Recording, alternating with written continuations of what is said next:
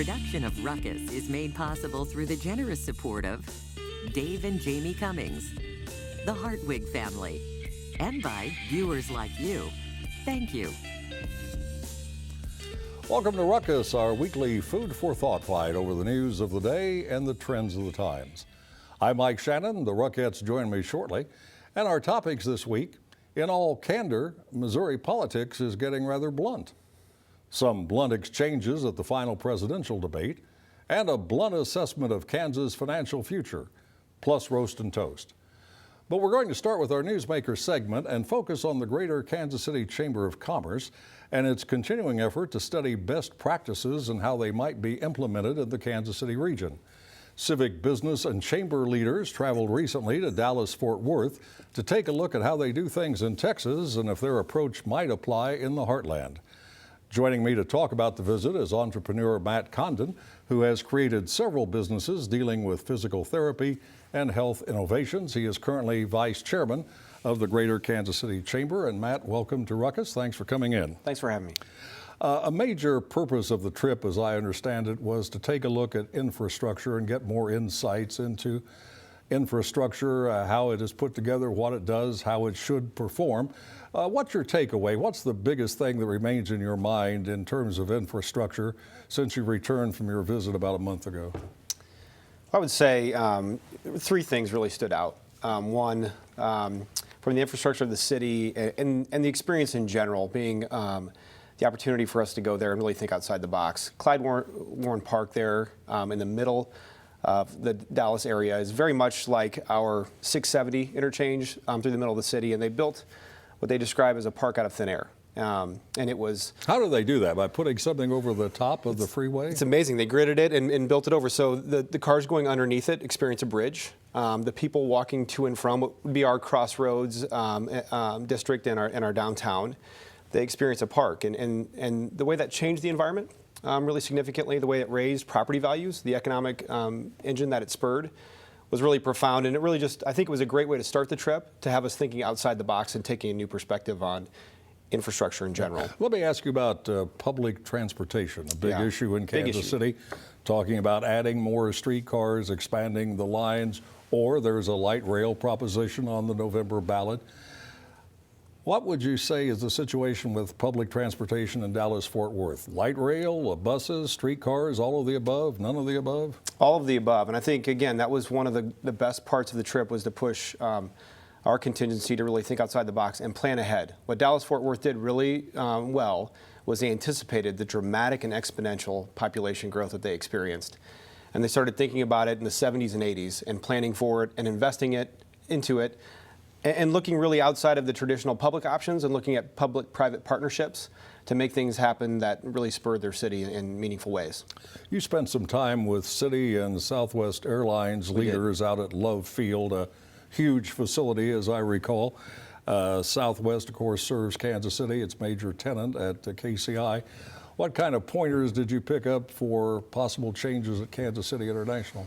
Well, again, it was part of the theme of the entire 2 days we're there, which was looking at our airport and the way it is today and the way it needs to be tomorrow in different ways, and not looking at it just through the lens of aesthetically how it is and how convenient it is, but looking forward to the future and trying to position our airport, as Love Field and Dallas-Fort Worth did, as the driver of the economic engine, and really understanding that our flights are different now. Our airlines are bringing in bigger planes. Baggage needs are different. Security needs are different. They want airports that they can transfer patients to and from. Dallas-Fort Worth, in particular, is very similar to us geographically, in that it's in the center of the country. And they really use that as an advantage to attract airlines to come in and out of. But they had to have an efficient, effective airport to do so. And we know that we're going to have to. Did this cause you to think Kansas City has to look seriously at a new one-terminal airport? I think less than specifically what we need to do was the stark reality that we have to do something to be relevant moving forward. And there was less the mechanism of what we do or how we do it, but more that we have to do it. Both Kansas City and Dallas-Fort Worth have an active sports economy, and I understand you spent some time looking to that area. We did, and that was another example also of our ability not just to look to other peer cities, and get insight and advice from, but really for us to celebrate what we are doing as a city. As we looked at their sports commission, we compared it to Kathy Nelson and our sports commission, and candidly, I think that was one of the times that we kind of puffed our chest up and said, hey, we're doing pretty good here in Kansas City, and we should be proud of that. I have a final question for you. I'm sure some of the business and civic leaders you ran into in Dallas-Fort Worth have been to Kansas City. Did they say anything to you about how they regard Kansas City? You know, it's been true for this is the fourth leadership exchange I've been on. And I think everybody around the country really sees Kansas City as a city on the rise and a city of profound opportunity, and a city that, if we continue to look forward and plan ahead, will be one of the leading cities in the country in the years to come. Matt, thank you very much. Appreciate you coming Thank you. in. Good luck in your work at the Chamber. Thank you very much. That is Matt Condon, the Vice Chair of the Greater Kansas City Chamber of Commerce. Now let's meet the panel and start a ruckus.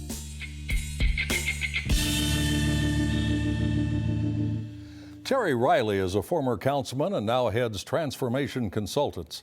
Denidre Herbert is a Kansas City Star columnist whose work appears in the 913 section of the Star. Lisa Johnston is a political consultant and writer, and Steve Rose is a longtime civic leader in Johnson County and a veteran Kansas City Star columnist. Welcome to all of you, and thanks very much for coming in. Well, it is called a debate, but maybe melee or free-for-all would be a better description. Hillary Clinton and Donald Trump battled in Las Vegas last night, and all bets were off. The third and final presidential debate saw Hillary and the Donald on the same stage, but not on the same frequency. Each tossed out the now familiar talking points. Hillary telling viewers Trump is not fit to serve as the chief executive.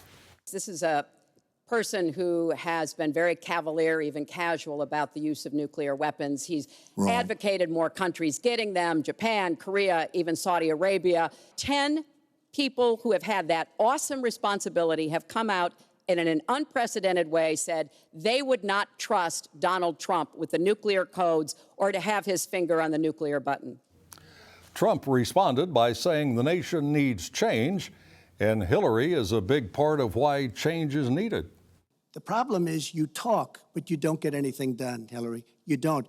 Just like when you ran the State Department, $6 billion was missing. How do you miss $6 billion? You ran the State Department. $6 billion was either stolen, they don't know.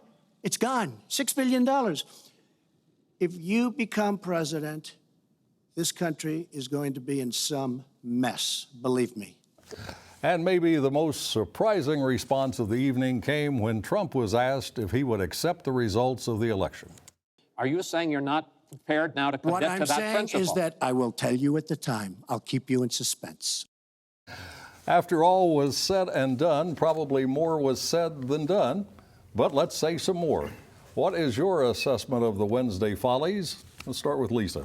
Well, I think that the outcome was fairly expected. Each said things that I think will please their supporters. There was nothing dramatically earth-shattering. Even the statement you played that Trump made about the results of the election, the press and the pundits drug out their fainting couches like that was the end of the world. But I thought that that was very on brand for him. He said that about any number of things, whether it's his military strategy or whether or not he'd support the Republican nominee. It's always, well, I'll tell you later. Each pointed the finger at the other one, saying neither has the character, temperament, or judgment to serve.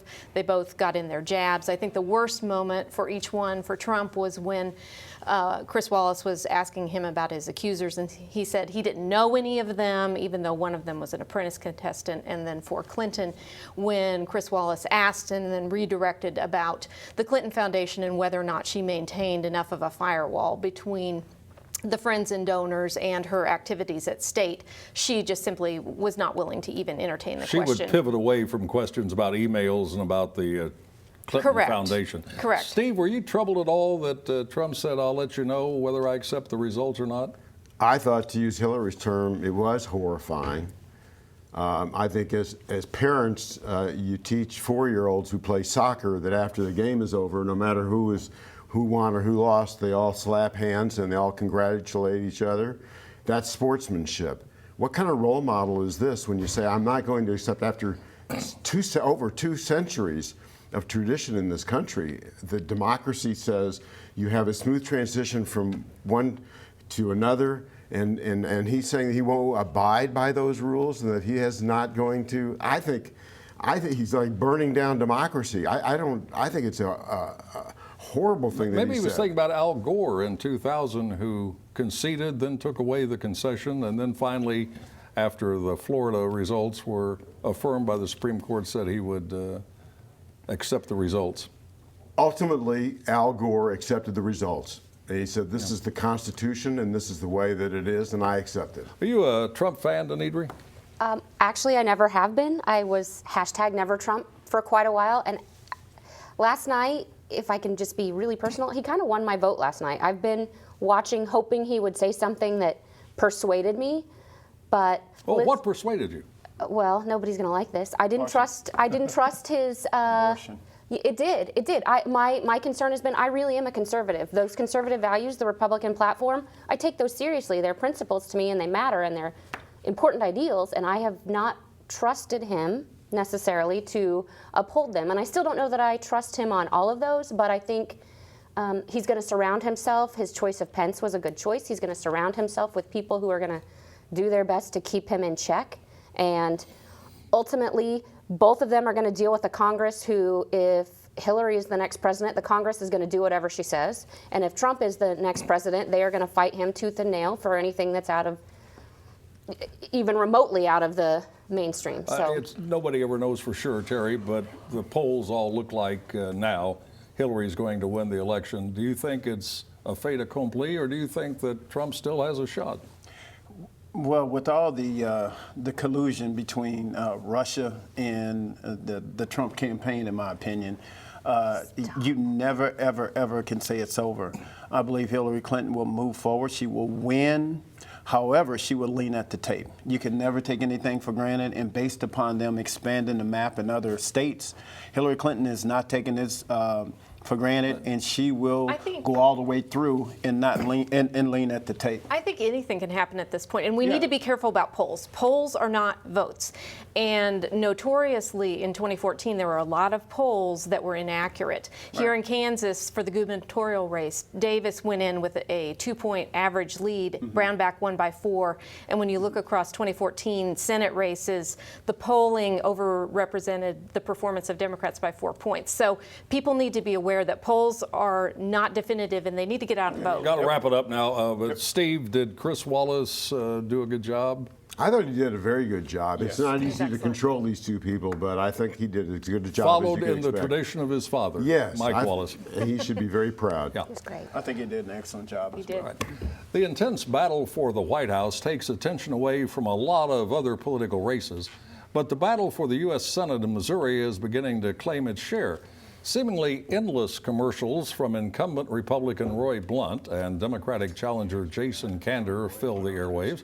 Blunt trying to link Kander to a liberal agenda, Kander calling Blunt an insider who serves lobbyists and special interests. Recent polling shows the race in a virtual tie. Kander is a Kansas Citian and the Missouri Secretary of State. Blunt, the head of a Missouri political dynasty. So let's talk about both and start with Kander. First, as an analyst and not as an advocate, what are a couple of quick best talking points for Kander, Terry? The truth of the matter, if you really look at what he's done as Secretary of State, Kander has done a good job. Number two, he's a combat veteran that was really out there fighting for the citizens of this great nation in which we live in. And overall, he had a pretty good record at the state, and his record was kind of rolling over to Blunt. Okay. I've worked with Blunt when I was at the city council level. He was able to deliver on a couple of key things we needed for Kansas City and the state of Missouri, and he has the experience. And I would just say that. Okay, now you did 2 talking points for each. What's your opinion? In my opinion, I believe Blunt is the consummate insider. Blunt has, his stay has been, I think he's been there too long, and he really never comes back to Missouri. 2 things that I have a problem with. One is on the property taxes. When Kander was moving from Jefferson City back to Kansas City for a 3-month period, He had not paid those taxes, and they've stretched that into 4 years of him not paying his taxes. And I think that's wrong. All right, Lisa, he mentioned the military service of Jason Kander. Does that make any difference? You don't have to be a military veteran to serve in the Congress. Certainly not, but I think it is appealing Or to a lot of president. voters. It's appealing to a lot of voters, and I think it's really interesting what might happen in Missouri. Now, incumbents usually have an advantage, but there is kind of an anti-establishment thread this year, which could work against Blunt a little bit. I think that this could literally go either way. When you look at the presidential polling, Trump's been up in the high single digits in Missouri, but I think that there could be some people who are Trump supporters who would cross over to vote for Kander because he's a veteran, because he's a fresher face, that he could have some appeal and he could still pull out a victory. But I was going to ask, what was he thinking, though, when he had a rally with Elizabeth Warren, Kander I'm talking about, when she is the most liberal senator probably in the United States? Why would he do that when he's trying to be, they're trying to paint him as a liberal, and he just falls right into their lap by saying, yes, I'm going to embrace Elizabeth Warren. It shouldn't She's be about embracing him me. being a liberal. I mean, he's a consensus builder, and Republicans and Democrats have said that at the state level. Jason Kander is a consensus builder. They so he works also with anyone. say, Denidri, that Blunt is a deal maker and that he can pull opposing sides together in Washington and get things done. Well, I'll tell you, I'm probably looking at this far differently than anyone here on the panel is. That's why you're here. I don't consider myself an insider, and especially in Missouri, I can't figure out what the folks in Missouri are doing half of the time. I think Kander's commercials that say, where he has normal people saying, I want to be Roy Blunt when I grow up, are shockingly powerful. I think Blunt has been there a very long time, and I think, like Lisa said, in this election, being in the same place for a long time may not be to your advantage. And if I were a Missouri voter, I might not know about the Elizabeth Warren rally, but I've certainly seen those commercials. So nothing to be said for experience? Well, I think there is something to be said for experience. It just may not be this year. Right. When you look at the polls, the right direction, wrong direction, it's a huge, overwhelming majority of the American people who are saying wrong direction. And I think that also dovetails with the anti-establishment. Okay, let's go across the state line. If you're a Kansan basking in mild euphoria over the results of the August primaries, where some moderate Republicans defeated conservative incumbent legislatures, you should be disappointed by what you're about to hear. But do not blame me, Steve Rose. He writes that big changes in Kansas government are not on the way. Steve's views spring from a visit with Senate President Susan Wagle, a Republican who promises a better Kansas. Wagle says state legislators will craft their own version of the budget, ignoring Governor Sam Brownback, whom she calls a lame duck. But, says Steve, there won't be much of a change and there won't be a better Kansas, at least not in 2017. So, Steve, why not? Well, I think this is what Susan Wagle from Wichita is saying. She says that there are not the votes, for example, to increase taxes and to plug the deficits that Kansas continually runs. But there is a movement about it, and as a matter of fact, Governor Brownback, I was very surprised, said the other day that he was not going to necessarily rule out an increase in taxes for Kansas. You know, with the Supreme Court coming down, as they're going to insist that there be more funding for schools, there probably will have to be increased taxes to fund. What I was appalled that Senator Wagle said was that she said the Supreme Court would give a suggestion, not an order. I've never heard that before.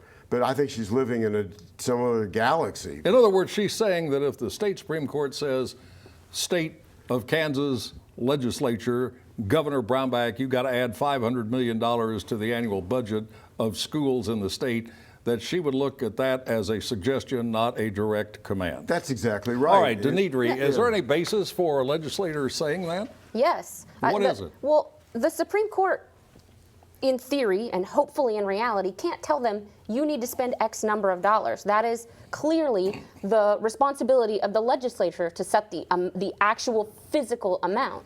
So I think I think the Kansas Supreme Court has already overstepped its bounds, but for the sake of argument, let's say they haven't, and they have all the power they think that they have and that belongs to them, they would be doing their themselves and their office a disservice to attempt to give an actual dollar amount. So it may be a suggestion that they need more, but how can they legally, under our system, give the exact number?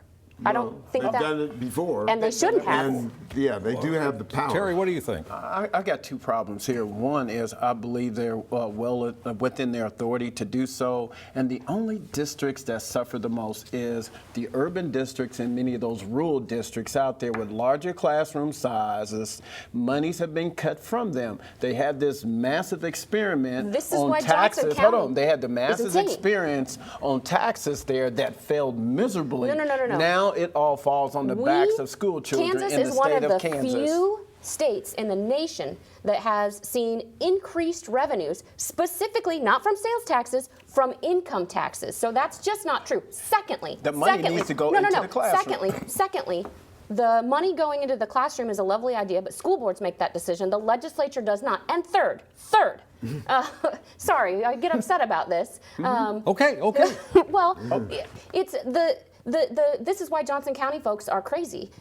We pay the majority of Kansas taxes, and the money isn't going to go into Johnson County classrooms. If the courts say we need $900 billion, that's going to be $66 per month per average household in Johnson County. Where are they going to get that money? One, and two. It's not going to go to their children. All right, let's get Lisa in here. Okay, maybe that was too many. I can't count. Here's Lisa. the I never thing. said I knew math. If the court feels that the funding level is unconstitutional, we can't play a guessing game. They have to say what the level needs to be to meet the constitutional test. So the legislature can choose the amount. They could always give more, but they can choose. Yes, they should. Choose the amount. But they're setting it from my a floor. wallet. They're setting a floor. Now, I'm all for saving money, and I think that that's a good idea, and trying to keep costs reasonable. But the reality is we do not have the revenue now to fund our priorities in the way that we need to invest in the state and keep it strong. And it's not rocket science. They had a funding formula that did do that years ago, and they know that they need to walk things 40 back. years of attack, They need judicial to walk attack on things that back, formula. and they're not willing to do it because of cowardice. They don't want to get attacked for raising taxes. They don't want primary opponents coming at them or general I election don't blame them. opponents. $66 a month. Everybody's going to feel But- that in their but wallet. they're I don't know looking where out for you're their coming up own- with the $66, but the state of Kansas used to allocate $4,400 a month per student. Correct. And that Per has year, dribbled down, not per- down. And When I think what costs the have Supreme gone up. Court is going to say, you have to get back at least to where you were before you started cutting. That's what they're going to say, and that's what the legislators are going to have to do. And we need leaders who are willing to do the right thing for the state, and regardless not to of stay the in How political does impact on starving themselves the personally. families? How does starving families? If you're a family of 5 in Johnson County and you lose $66 per month, that's if our income taxes go from 20 mils to 50 mils, which is the Kansas Well, I don't know where you're Association coming of up with these numbers. The Kansas Association of School mean- Boards. They want 900. Well, they may want that. 900 They may million. want The Kansas Association of School Administrators has suggested the best way to do that is to increase the mills, the 20 mills, not do any local funding, and that to raise that kind of money, it would need to be 50 mills. The legislature Math, still has the $66 a ultimate month. authority, and what you said just a little bit earlier in all essence, that there has not been cuts and there's been significant cuts in education. Okay, I got to stop you there. We got to go quickly through roast and toast. We now head over to the soapbox for that purpose, where the Ruckettes will offer perspective or invective about people and events in the news, as if they haven't been doing that all along. And we're going to start this time with Denidri. Well, with apologies to Chris Wallace, who I think did a wonderful job last night, my roast this week has to go to, in general, the television media, national media. This week, WikiLeaks revealed that reporters from major television networks, CNN, New York Times, New York Times is a newspaper, but CNBC, MSNBC, were colluding with the Clinton campaign, which is an embarrassment and a shame on the journalism profession, followed by, in the middle of this, CNN reporters suggesting that Congress already has term limits, false, and that Chris Cuomo warned viewers that they were not legally allowed to view the WikiLeaks emails. It was illegal for them to do so. It's shameful and embarrassment. All right, Steve. Well, I'd like to just toast in general the law enforcement agencies of this community. And I say that because almost every time there's some sort of a tragedy and a police officer is shot or a deputy sheriff was sexually assaulted in Johnson County or road rage, almost invariably within the next day or 2 or 3, they find the suspect and they announce that we've got him. And I don't know how they do that all the time so well, but I think they get a lot of credit for that. Terry. My roast goes to McConnell and Ryan. They should have denounced Trump several months ago. Now the wheels have come off the truck. And so I would like to roast both of them. All right, Lisa. It's bad enough when government officials engage in unsavory personal behavior because that diminishes the already low opinion that people have of them. But my roast goes to former Johnson County Election Commissioner Brian Newby, who allegedly went far beyond that to the reprehensible level of conducting an extramarital affair during work hours and also using county resources to fund it. The investigation on this needs to go forward, and the most severe consequences for all wrongdoing should be imposed. And finally, another roast to political correctness on college campuses. At the University of Wisconsin-La Crosse, the hate response team is investigating a complaint about a mural in a dorm featuring a character from the fictional Harry Potter movies, Neville Longbottom. The complaining student says the mural represents manpower, able power, and class power. He adds, etc., but misspells the abbreviation. And I'm not surprised. And that's Ruckus for this week. Back next Thursday at 7. Now for the Ruckettes and the crew, Mike Shannon saying thanks for watching and good night.